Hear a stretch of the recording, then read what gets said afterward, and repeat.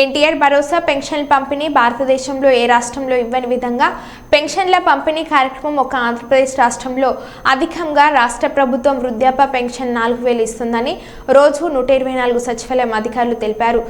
కర్నూలు నగరంలోని 48వ వార్డు రోజా వీధిలో ఇంటింటికి వెళ్లి హెల్త్ సెక్రటరీ జయకుమారి పెన్షన్లు పంపిణీ చేశారు. ఈ కార్యక్రమంలో 124 సచివాలయం వాలంటీర్లు సుమలత, నూర్జహాన్ పాల్గొన్నారు.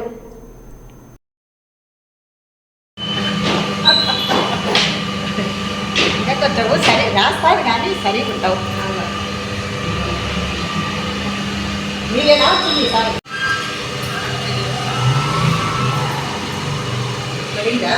పడింది అలా దగ్గరికి రా.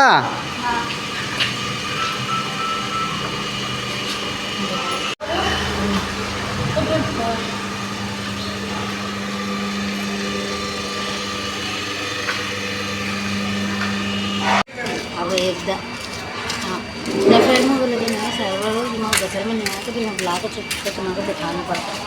अब सर्वर अच्छा आएगा तुम्हारे